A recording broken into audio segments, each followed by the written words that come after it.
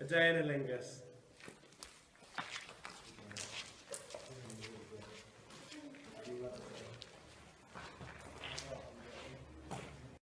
We visited the Illingas tavern and asked questions and spoke to the owner, who was called Nikos. We asked, how long have you worked here, and have there been any similar flood events to the 2000 flood?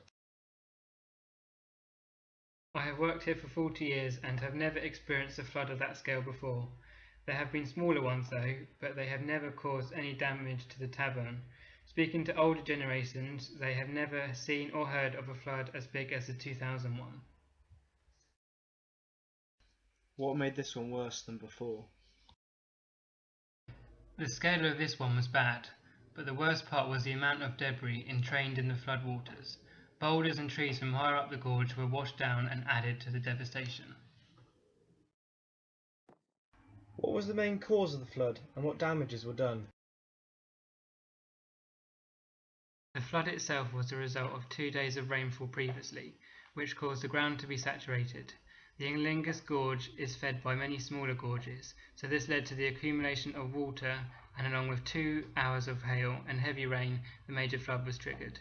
From pictures you can see how the water undercut the building. Also, the water reached the top of the rooms in the tavern.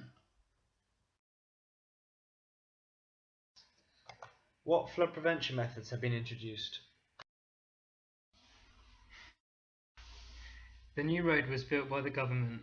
It was raised 10 metres from where it was on ground level to above a bridge which provides a channel for future floodwaters. The rocks placed along the channel were paid for by me, but will provide protection for the tavern if another event like in the 2000 were to happen.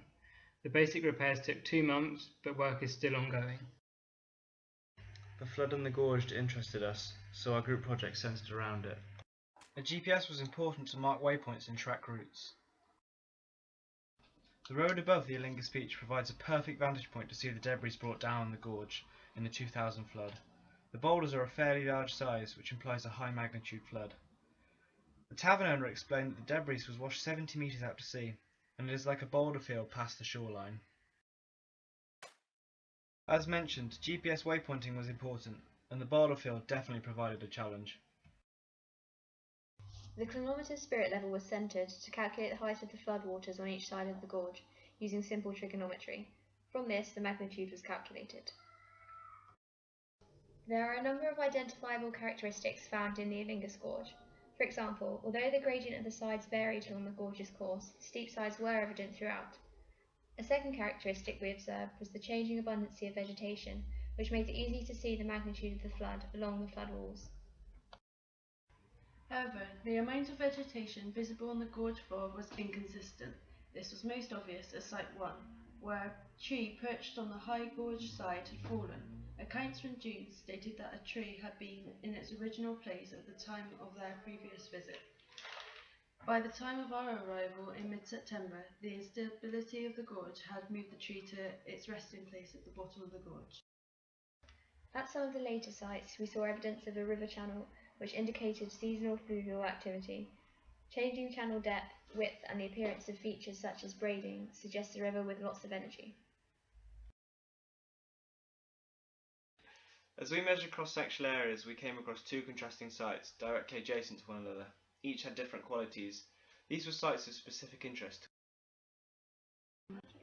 The narrow section of this part of the gorge had steep sides with an angle of 80 degrees, which was difficult to measure using the chronometer. The sediment in this area was small and fluvial as a result of the high velocity. The wide section of the gorge measured 30.55 metres. The sediment size here was much larger due to the velocity of the water decreasing as it came to the... My expectations of the gorge were different to what the gorge was actually like. I didn't envisage seeing as much vegetation as I did. I thought the gorge floor would just be composed of rocks due to human and fluvial activity. However, these 2 factors obviously don't impact it that much. I also didn't expect to see such dramatic changes in width of the gorge from site 15 to 16.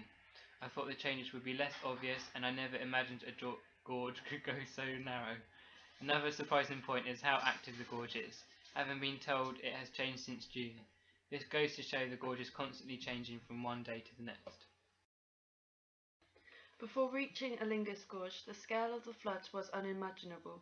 But since visiting, taking measurements, interviewing locals and witnessing the damage caused by the flood nearly 15 years later, the flood that swept through the gorge becomes almost phenomenal, and definitely, even with all the facts and data, inconceivable.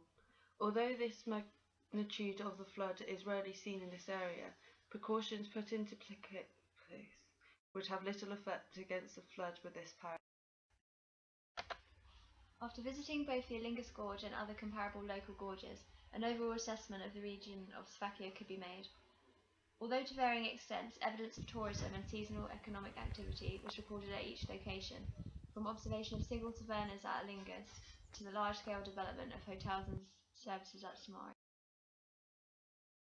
We found collecting data challenging in some parts. It was not always clear where the floodwaters reached to. Speaking to the tavern owner, he made clear that the flood was now 14 years ago, and as we observed, the gorge was fairly active. Due to the active nature of the gorge, we were unsure whether our readings are correct, as marks were no longer clearly visible, which made it hard to find the correct scour or flood marks.